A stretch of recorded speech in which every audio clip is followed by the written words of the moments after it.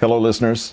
It's March 28th, 2025 on the Science of Self podcast, and today we bring you an exciting discussion from Peter Hollins' book, Psychological Triggers.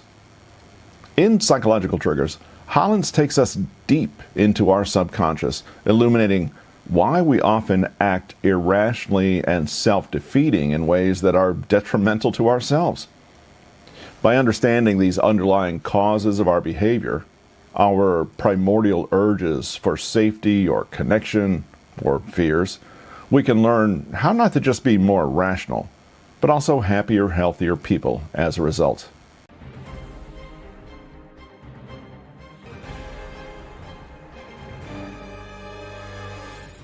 More often than we'd like to admit, we act against our own interests. Just looking at your current day or week, how many times have you chosen to engage in some activity at your own expense, knowing it's not what you should be doing? You may even be doing it right now by reading this. Maybe that's not you. You might be thinking, nope, not me. I'm as logical and rational as they come. That might be true, but you are still human and subject to human impulses. Consider the following. You've been texting or chatting with someone that you're romantically interested in. Things appear to be going well. In fact, you've made jokes about visiting Europe together in the summer. However, suddenly, they disappear from sight and, for all intents and purposes, go radio silent on you. Do you rationally and logically conclude that they've lost interest and immediately move on? Or do you flail about, wondering if they got hit by a hurricane that prevented them from replying to you? Does something about your love interest being relatively unavailable trigger some instinct in you that makes you reach out and desire more? Might you be tempted to carry out impulsive, objectively unstable actions to settle your uncertainty? Let's take it one step further. You see a homeless adult begging on the sidewalk. You might be able to look past this, depending on how accustomed you are to such sights. You might even be able to ignore it completely. Now, replace that adult with two children, both blind. They're crying for their mother, who they claim was taken from them, leaving them to fend for themselves. To boot, they have a tiny kitten with them, who's meowing loudly out of hunger. It's quite a heart-wrenching scene. Do your feelings change based on the emotions that such a scene evokes? Do you feel some sort of natural impulse to ease this group's suffering based on sympathy or pity? In both of these circumstances, you probably made up your mind at first and then flipped the opposite way once your emotions were put into play. These are the small ways in which we're pushed and pulled in our daily lives. For lack of a better term, we can refer to them as psychological triggers, things that tug on our heartstrings and other instincts and demand action. They create impulses in us to act immediately and often in irrational ways. They're the all-too-human tendencies of leaping before looking, and they've been bred into us for thousands of years. More often than not, and certainly more often than we would like to admit, they dictate our actions. You may not think much of them, but once you begin to realize just how widespread and common psychological triggers really are in your life, you may even begin to question whether or not you have a free will. The above examples were about emotions and emotional arousal. When our minds are clouded with rage or fear, it's clear that we seek fast action, not accurate or even smart behavior. You'll see this pattern repeated in just about every area of your life. That's because psychological triggers can be just about anything, from the people around you to the environment you inhabit, our natural human instincts and biological drives, and yes, every single emotion. Philosophers have often wondered about the nature of our decisions. Some posit that our fates are preordained and that we don't really have free will. Scientists prefer to propose that we're products of our environments or past experiences. Psychologists have observed that people sometimes act first, then create justifications for their actions after the fact. So why do we do what we do, really? That question is what I sought to research and discuss in this book. Our conception of free will, the fact that we can make decisions in a vacuum despite our circumstances, does it exist? Or Are we inevitably affected and triggered by external and subconscious circumstances, even those that aren't present and haven't been for many years? The former possibility is certainly more attractive, but unfortunately, most signs point to the latter. Therapists are thrilled at this because that's their bread and butter. But what does it mean for the rest of us? Humans can be said to be an inventory of experiences from which we make judgments. With the help of this book, you'll be able to pick out and identify some of what happens in between experiences and judgments, the perceptions, triggers, and emotions that make us who we are. Psychological triggers may dictate your life, but at least we can learn to insulate ourselves against some of the more irrational and self-defeating impulses we all experience.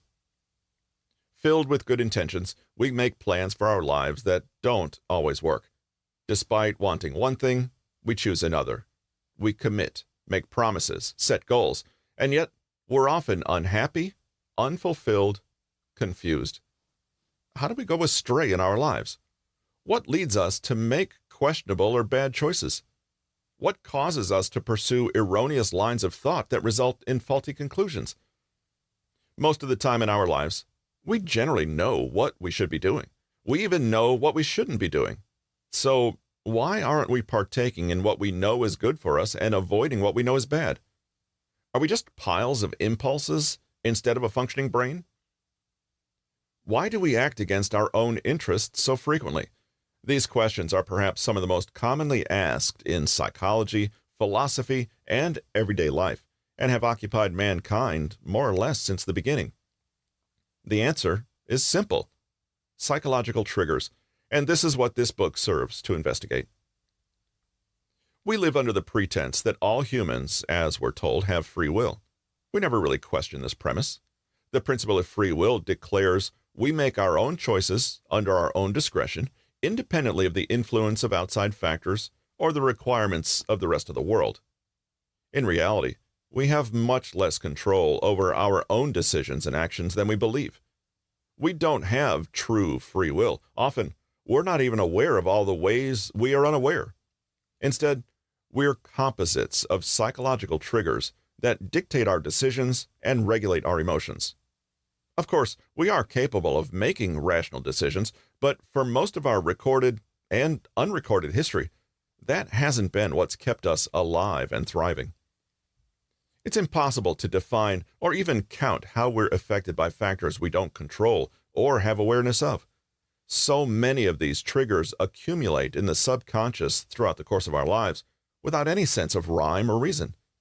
These forces are so powerful that they make logic and rationality the exceptions, not the rule. Even though psychological triggers come from the brain, they actually serve to bypass active thought. They force us to make decisions from a reactionary, emotional standpoint, away from the logic and reasoning the brain supposedly supports. Psychological triggers produce thoughts and behaviors that often result in dreadful decisions and results. It's as though we were two people. One logical, rational being with free will operating in plain sight of conscious awareness, and one who's really pulling all the strings beneath, hidden in the unconscious and unacknowledged mechanisms that actually inform our everyday behavior. How can psychological triggers stoke the ego, seduce people away from rational thinking, and produce disastrous consequences? There's a fairly recent episode that was particularly illuminative about the driving forces behind people's behavior. This is what can happen when we're driven by our impulses and triggers instead of rational thought. In 2017, a young entrepreneur had a vision for a 2-day music festival. He put together a social media campaign promising superstar performers, gourmet food, and luxurious accommodations for everyone who bought a pass. The festival ran into a lot of snags in the planning stage. At one point, some advisors floated the idea of postponing the festival for a year so they could get their ducks in a row and execute a great show. And for a while, the organizers agreed to make that the plan of action. But at the very last minute, for reasons that are unexplained, but obviously were very impulsive, they changed their minds and went ahead with plans to put the show on at its original time. "Let's just do it and be legends, man," one of the organizers was reported to say. What impulse triggered this sudden change? An appeal to the ego, impatience, greed, pride? The psychological concept of sunk costs? It could have been any or all of those. But when the decision to go ahead was made, preparations were at such a low point that the weekend was almost canceled. Instead, for whatever reason, it wasn't, which meant the organizers had to hurry up and make some quick decisions on their feet. They thought they could pull it off. They didn't. On the weekend of the show, attendees flew to the island in the Bahamas. At first, they were directed to an impromptu beach party. At the venue, one band of local musicians finally took the stage, hardly a superstar act. They played for a few hours. They were the only musicians to play the festival. A little while later, the organizers announced that the festival was being postponed, and they promised to fly all the attendees back to the States as soon as they could. There were several reports of mishandled luggage, no housing for guests, no portable toilets, no water, no usable mattresses, and no internet service. There was food, though. Processed American cheese on wheat bread and a couple of lettuce leaves. Reporters compared the scene to something out of the Hunger Games. The fallout? Multiple lawsuits against the festival organizers, an investigation by the FBI, and the entrepreneur pleading guilty to wire fraud. Not knowing any of the principles, we can't offer much of an opinion on what kind of emotional person the creator was and what drove him. But think of that impulsive statement. Let's just do it and be legends. That could be indicative of several emotional stances: hubris, excessive ambition, unchecked optimism, and maybe even contempt or malice. Whatever the cause, it set off a chain of events that turned out to be a disaster on every conceivable front. It flattened careers and fatally embarrassed several high-profile celebrities and partners, all because one guy said, "Screw it, let's be legends." And, well, in a way, I suppose they are. This demonstrates how psychological triggers can lay plans to waste. At various junctures in this story, there were opportunities to break the flow of thought and think logically. If all parties involved kept their rational states of mind intact throughout the whole process, they would have approached the logistical problems realistically and adjusted their strategy. Truth be told, the festival should have been canceled right at the point where advisors were suggesting it. But instead of the advice winning out, something in the organizer's headspace, pride, ego, fear, triggered the irrational response to be legends. The impetus barreled through all logic and analysis and caused them to make a fatally bad choice. We hold up rationality, reasons, sense, and logic as ideal elements that encompass the way things should be done, but are they actually contrary to our nature? Evolutionary scientists, researchers, and psychologists indicate that they very well may be, and their reasons are compelling. If we are in fact driven in the main by unconscious, irrational or hidden forces, it makes sense that it's here that we should focus our attention when considering how to be more effective people with more developed self-determination and discipline.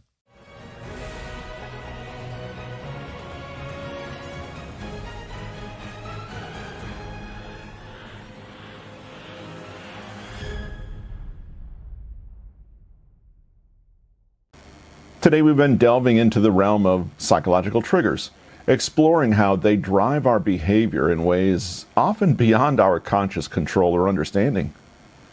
We were discussing Peter Hollins' book, Psychological Triggers: Human Nature, Irrationality, and Why We Do What We Do.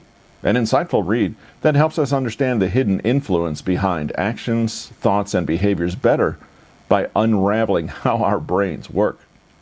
Remember, awareness is the first step towards empowerment. By understanding our triggers, and most importantly, why they exist in the first place, we start to see how we're not just victims of these impulses, but can consciously influence them. And that brings us back here, where your thoughts and emotions become empowering tools for shaping a better tomorrow, instead of destructive levers pulling you into self-destructive behaviors or decisions today. We've got to start unraveling these triggers if we ever want the best version of ourselves. And yes, it requires work. But as Peter Hollins puts forward in his book, it's absolutely worthwhile on the journey towards self-improvement. So, before you go to bed tonight and start your next day's routine, listen. Learn more about psychological triggers. Understand them better through Peter Hollins' work and, most importantly, apply the insights in your daily life. Remember to join me next time as we continue this journey towards self-improvement. Until then, always strive for consciousness. And remember, you are more than your triggers. I hope you'll never let them define who or what you can become in life.